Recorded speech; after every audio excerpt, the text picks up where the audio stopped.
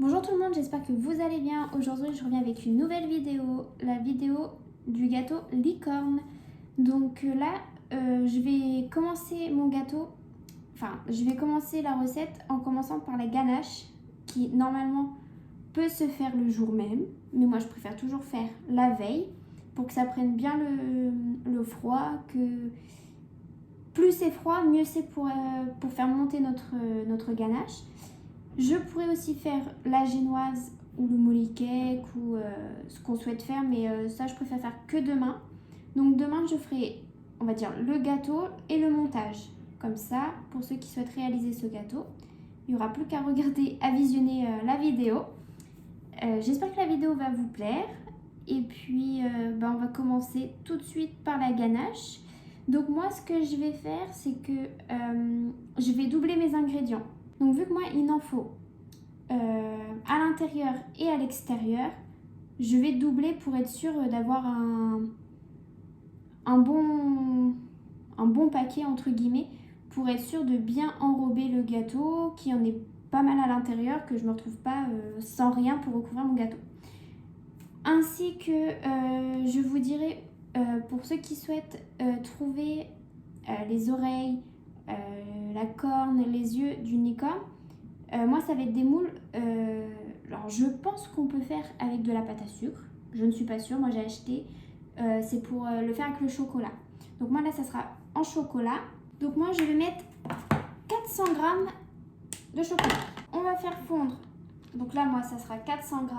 Il nous faut donc 10 centilitres de crème liquide, mais bon moi c'est compliqué de trouver, j'ai complètement, à force de le laver, ça s'en va les marcations. Donc je vais convertir, donc il me faut 100. Non, il me faut 200. On va chauffer ça. Donc jusqu'à ébullition. Alors pour ceux qui souhaiteraient mettre la vanille, que je vous dise, pour ceux qui souhaitent mettre la vanille, donc si vous prenez une gousse, vous grattez, vous la coupez en deux, vous grattez pour avoir les graines, vous mettez dans votre crème liquide, vous faites chauffer, vous laissez infuser 1 heure. Après, on enlève la gousse. Donc on enlève la gousse, on met dans, comment dire, on la jette et on refait chauffer notre crème. Donc moi j'ai pas vraiment fait tout fondre, c'est normal. La crème liquide va nous permettre aussi de faire fondre. Donc on peut mélanger un peu. J'ai juste voulu, on va dire, ramollir notre chocolat. Donc on verse en 3 fois comme d'habitude. Et on mélange avec une maryse pour éviter de faire incorporer de l'air avec notre fouet. Donc c'est pour ça qu'il faut toujours faire avec une maryse. De toute façon, comme vous allez voir, le chocolat à force il va fondre.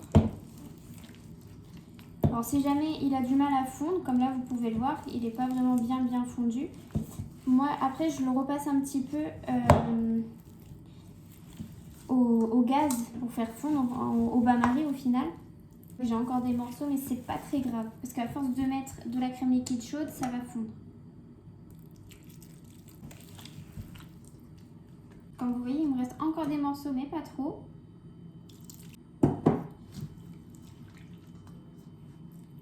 Ayant encore des morceaux, je vais mettre dans la casserole et je vais refaire fondre un tout petit peu et je vais vous montrer le résultat. Évidemment, il ne faut pas faire chauffer trop longtemps parce qu'après ça va noircir. Comme vous pouvez le voir, il n'y a plus de morceaux. Donc si jamais vous le mettez, par exemple vous faites comme moi, il y a des morceaux, vous remettez au gaz. Surtout ne cessez pas de fouetter. Alors pas fouetter fort, hein, vous faites comme ça jusqu'à temps qu'il n'y ait plus rien. Donc là il me faut 360. Et vous versez en 2 fois. Alors non, moi je le fais d'habitude en 3 fois, mais on peut le faire en 2 fois, mais pas en une seule fois. Toujours 2 ou 3. Donc on mélange du centre vers l'extérieur pour bien faire incorporer. Mélangez toujours bien entre chaque ajout, c'est très important. Vous voyez qu'il n'y a plus de crème liquide, hop, on rajoute.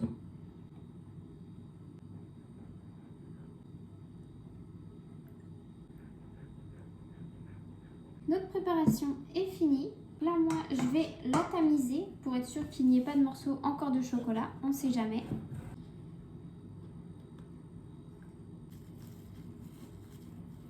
Pour être sûr que votre ganache ne prenne pas l'humidité de votre frigo, vous rajoutez un film supplémentaire au-dessus. Elle va passer la nuit au réfrigérateur. Notre ganache est prête. Nous n'aurons plus qu'à la monter demain. Bonjour tout le monde, j'espère que vous allez bien. Donc là, je reviens pour la suite du gâteau. Donc là, on va faire le gâteau, le montage et tout sera fini. Enfin non, vous aurez peut-être le montage, je vais peut-être le faire demain. Enfin demain, je finis la finition du gâteau. Donc ouais, ça sera en 2 étapes. Enfin en 3, parce que hier c'était la ganache. Bon, perdons pas de temps, commençons. Donc là, on va commencer par fouetter le beurre et le sucre pendant 5 minutes. Les ingrédients sont déjà pesés, comme d'habitude, je commence avant. Donc je pèse mon saladier. Vous allez savoir pourquoi. Parce que les génoises, je vais les faire en plusieurs couleurs. Donc voilà, et je vais les mettre dans des moules comme ça. C'est super pratique. Comme ça, la génoise n'a pas besoin de monter beaucoup parce que j'ai déjà les tranches. Le sucre, il vous faut 320 grammes. Pendant que ça va battre pendant 5 minutes, je vais mettre 470 grammes de farine de côté. Parce que j'irai plus vite. Je viens de tamiser, soit je l'aurais tamisé avant, mais je vais quand même préparer 470 grammes de farine. Donc je mets le beurre. Pareil, 320.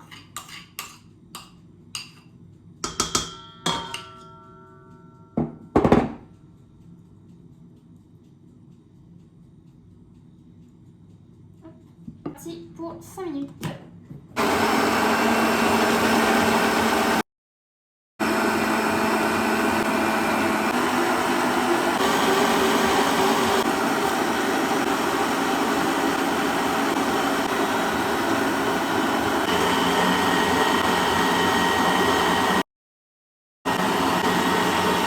Voici la préparation que vous devez obtenir. Je vais vous la montrer tout à fait mieux après. Je vais vous la montrer mieux après, vous inquiétez pas. Donc là, c'est fini. Je vais graisser mes moules et je vous montre ce que je vais faire. Donc là, je vais graisser 5 moules. Donc il y a un moule que je vais reprendre après pour pouvoir, vous savez, avoir 6 couleurs pour faire l'arc-en-ciel. Je vais faire petit à petit. J'en ai beurré 2. Ça, je vais essayer de voir s'ils peuvent... Pour les couleurs de l'arc-en-ciel, il nous faut rouge, orange, jaune, vert, bleu, violet. Rouge, donc le vert, je vais pas prendre celui-là. Jaune, vert, bleu. Et après, je ferai un mélange. Donc là, j'ai fait mes petits calculs pour mettre dans chaque saladier un grammage spécial pour avoir la même hauteur et puis qu'il n'y a pas une couleur qui a plus de ganache que d'autres. Donc là, il faut que je mette 221 grammes partout dans mes saladiers. Donc là, on va commencer par le rouge. Ça va être plus simple, basique. Rouge. Alors, je vais les faire dans l'ordre. Je vais faire rouge et orange. Donc, je refouette un tout petit peu, mais pas longtemps. C'est juste histoire de dire que voilà, c'est la couleur rouge. Et donc là, je vais faire orange. Donc, il nous faut 3 gouttes rouge, 9 gouttes de jaune. Possible aussi de faire à la marise directement. Vraiment orange saumoné, hein. C'est vraiment un orange très pâle. Et on fait chauffer ça pendant 1 heure. Donc là, je vais monter ma ganache. Je vais la fouetter pendant 10 minutes. Et pendant qu'elle fouette, enfin pendant qu'elle va monter, moi je vais m'occuper de la déco dans le sens que je vais démouler ma corne, les yeux et une oreille pour pouvoir refaire une oreille. Et ce qui est démoulé, je vais quand même laisser au frais.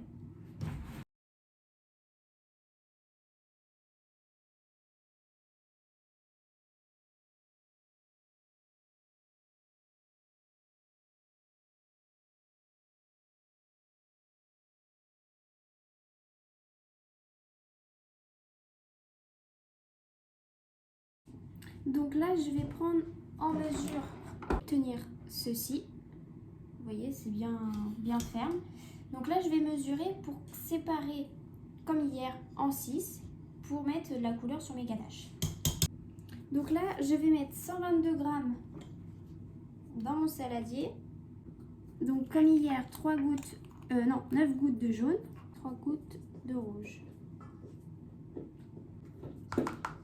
Donc maintenant, le moment du montage. Je vais monter par contre le gâteau à l'envers. Je vais mettre le rouge en bas et on finira par le violet. On met notre première ganache.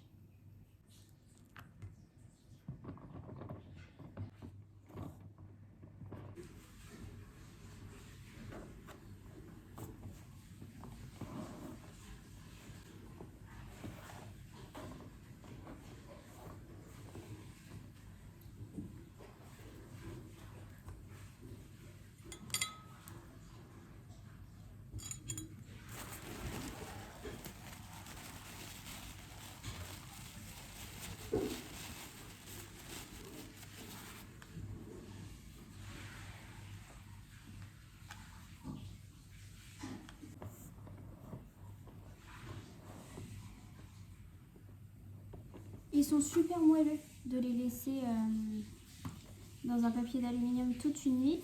Ils deviennent super moelleux.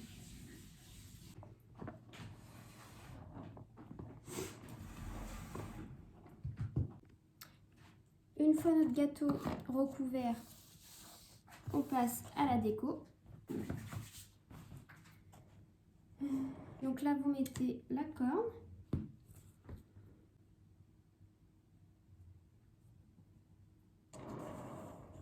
Voilà. Et maintenant, on place à la déco.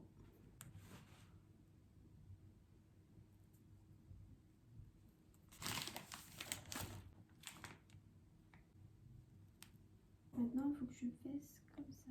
Je vais essayer juste de faire un repère. Donc voilà le décor que j'ai fini de faire.